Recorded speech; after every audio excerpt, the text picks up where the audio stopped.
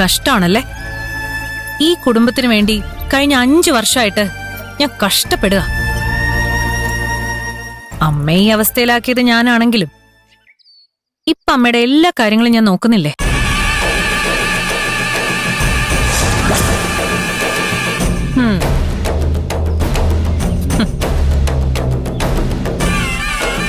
അമ്മ ജീവിച്ചിരിക്കുന്നത് തന്നെ ഞാൻ കാരണമാണെന്ന് വേണമെങ്കിൽ പറയാം. എന്തിനു വേണ്ടിയാ ഞാൻ ഇതെല്ലാം ചെയ്യുന്നേ? ഗിരിയേട്ടന്റെ സ്നേഹത്തിന് വേണ്ടി. ഗിരിയേട്ടൻ മനസ്സ് മാറ്റി എന്നെ ഇഷ്ടമാണെന്ന് പറയുന്ന തോന്നിയ സമയത്താ കൃത്യമായി ആ മഞ്ജു തിരിച്ചു വന്നത്. അതോടെ എല്ലാം തകർന്നു. അവളെ കണ്ടതോടെ ഗിരിയേട്ടന് പിന്നെ എന്നെ വേണ്ടാതായി. ഞാൻ ഈ കുടുംബത്തിന് വേണ്ടി ചെയ്ത ത്യാഗങ്ങളെല്ലാം ഗിരിയേട്ടൻ ഒറ്റയടിക്ക് മറന്നു. മഞ്ജുവിന് നല്ലൊരു ജോലിയും മകളും ഉണ്ട്. എനിക്കെന്താ ഉള്ളത്? ആകെയുള്ള പ്രതീക്ഷ ഗിരിയേട്ടന് മീതെയായിരുന്നു. അതിപ്പോ ഇങ്ങനെയായി. എനിക്കറിയാൻ വയ്യാഞ്ഞിട്ട് ചോദിക്കുക, ഗിരിയേട്ടനെ വേണ്ടാന്ന് വെച്ചിട്ട് പോയ അവളുടെ പിറകെ ഇങ്ങനെ നടക്കാൻ ഗിരിയേട്ടന് നാണമില്ലേ?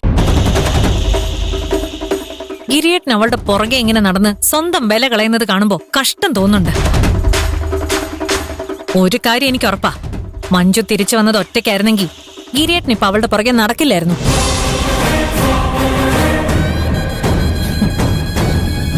ഒരിക്കൽ നിരസിച്ച പെണ്ണിന്റെ പുറകെ നടക്കാൻ മാത്രം ആണത്തമില്ലാത്തവനല്ല ഗിരിയേട്ടൻ. ഇതെല്ലാം ഗിരിയേട്ടൻ ചെയ്യുന്നത് അമ്മുവിന് വേണ്ടിയാ. ഇത്രയും കാലം കാണാതിരുന്ന മകളെ പെട്ടെന്ന് കണ്ടപ്പോ ഉള്ളിൽ അടക്കി വെച്ച വാത്സല്യം മുഴുവൻ പുറത്തേക്ക് വന്നു കാണും. മഞ്ജുവിനും ഇതറിയാം. അവൾ അമ്മുവിനെ ഒരു ആയുധമായിട്ടാ ഉപയോഗിക്കുന്നത്.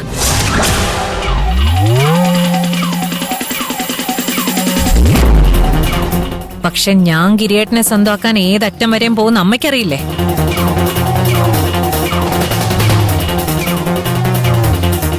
ഇനി അതിന് അമ്മുവിനെ ഒഴിവാക്കിയേ പറ്റുമെങ്കിൽ എനിക്കത് ചെയ്യേണ്ടി വരും.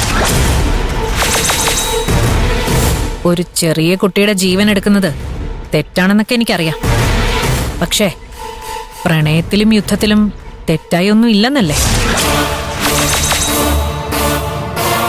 മാന്യമായി കളിച്ച് ഗിരിയേട്ടനെ തിരിച്ചുപിടിക്കാൻ ഞാൻ ശ്രമിക്കും.